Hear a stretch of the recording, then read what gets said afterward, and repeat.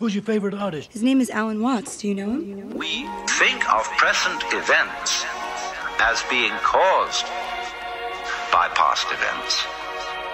And therefore, we tend to regard ourselves as the puppets of the past,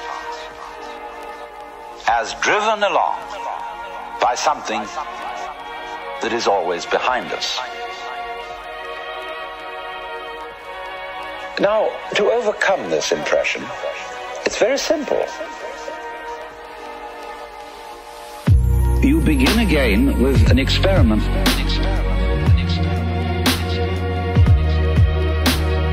Approach the world through your ears. If you shut your eyes and make contact with reality purely with your ears, and you will realize that the sounds you are hearing are all coming out of silence. You hear, and it fades away. Fades, fades, fades, fades, and finally disappears.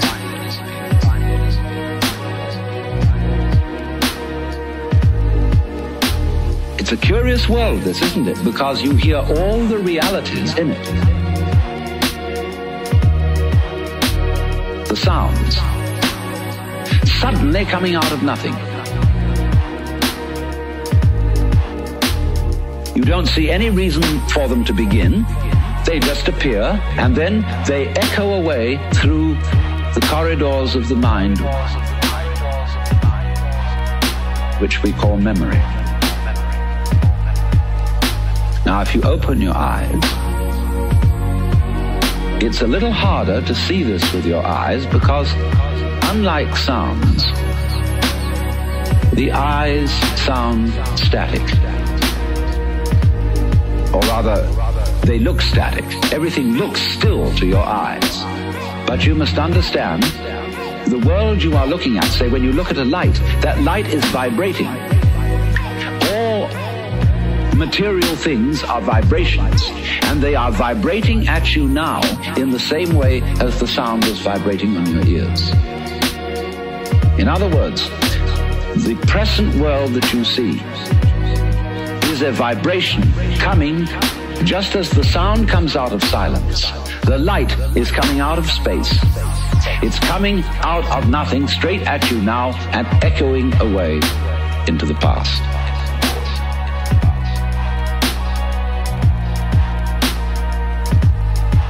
So the course of time is really very much like the course of a ship in the ocean.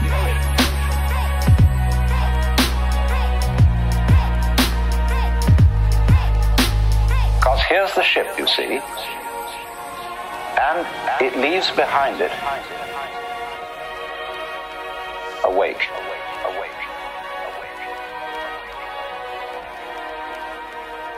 And the wake fades out, and that tells us where the ship has been, in just the same way as the past and our memory of the past tells us what we have done.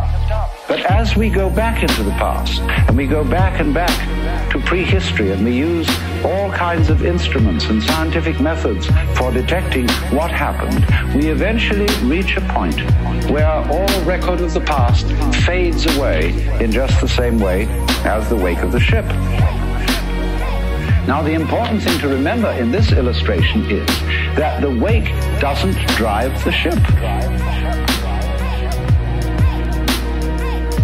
any more than the tail wags the dog.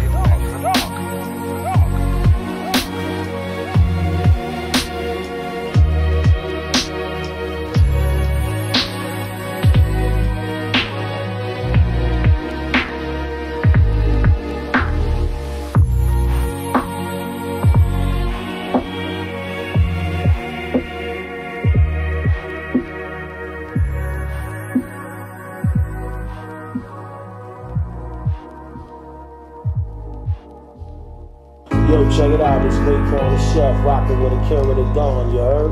You know what it is, man. what I'm saying is I think this. I'm trying to share with you a certain style of life and an attitude to life and an insight. I've taken you on one side and said, listen, kids, things aren't what they seem. Don't be fooled. Listen, kids, things aren't what they seem. Don't be fooled. Listen, kids, things aren't what they seem. Don't be fooled.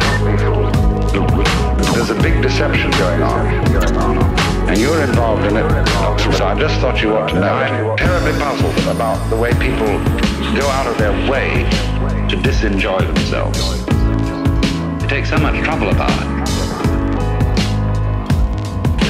And all around, you have only to look, and you see this perfect passion for making the world look grisly. And it isn't only shop builders and garage owners who do this kind of thing. It's also people who profess to be painters. They're actually using excrements for painting in Paris today, on the theory that the world is shot to pieces, and that since the artist is a representative of his times, he ought to show the times as they really are, as a social critic. So he makes the most weird.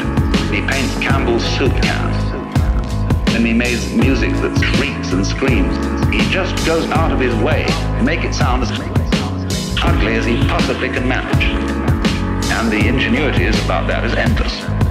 Because that is the times. This is critical. See? Listen, kids. Things aren't what they seem. Don't be fooled. Listen, kids. Things aren't what they seem. Don't be fooled. Listen, kids. Things aren't what they seem. Don't be fooled. There's a big deception going on, and you're involved in it, but I just thought you ought to know it. Let's take the character of the Pied Piper, the person who brings you an invitation to dance. I say then, you see, there is going to be a dance this evening, and I would like you all to come. That's the spirit in which I invite you to a seminar. I am not inviting you in the spirit of saying, no, we're going to have to discuss some very grave matters, and you ought to be awake to all these things and arouse your social conscience. When you get through with all that, then what? When you get through with all that, then what? When you get through with feeding the hungry and clothing the naked, and we are making great strides with automation and technology in abolishing poverty totally, then what are we going to do? Then what are we going to do? Well, you see, if you've got all these people clothed and fed and so on, and then they say, well, now what next? If you've got a kind of Quakerish state of mind, you don't know what to do. Well, feed and clothe somebody else. Get busy.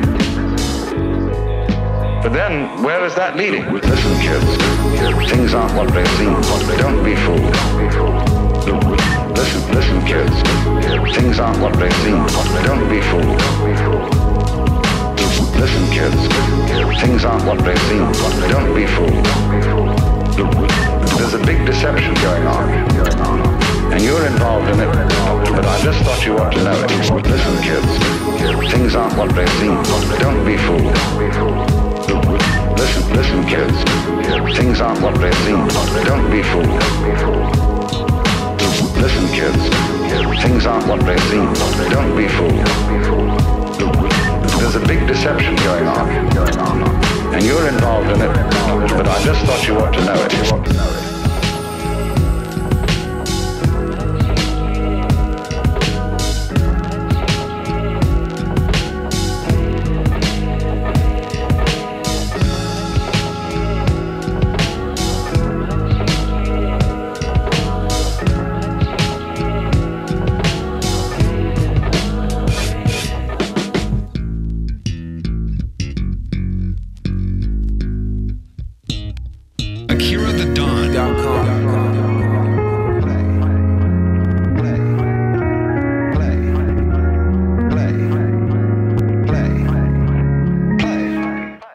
Self has thus the capacity to abandon itself, to forget itself, to hide from itself, and thus to make the most completely convincing illusion, but in play. And so the activity, the creative activity of the Godhead in Hinduism is called Leela, which means play. Play. Our word lilt is related to it, I think. But so also in the book of Proverbs, you will find a discourse being given by the divine wisdom. The Lord possessed me in the beginning of his ways before his works of old. Its delight was to rejoice, the King James Bible says, in the presence of God and with the sons of men. But the Hebrew translated rejoice says play. Play. Play. Play.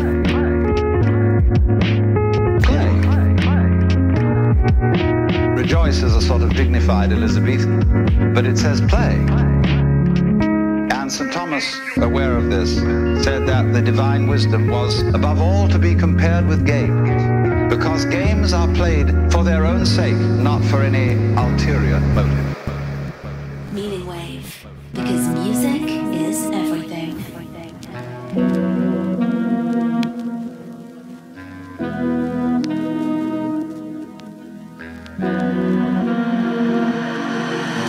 And so that is a nice little tangle. If I put this in the language of Oriental philosophy and religion, it would be something like this. The Buddha said that wisdom must come only from the abandonment of selfish craving or desire. The Buddha said that wisdom must come only from the abandonment of selfish craving or desire. One who abandons that desire attains nirvana, which is supreme peace, liberation. Nirvana means in Sanskrit, blow out. That is, exhale the breath. Exhale the breath. The opposite, desire, is to breathe in. Now, if you breathe in and hold it, you lose your breath. But if you breathe out, it comes back to you.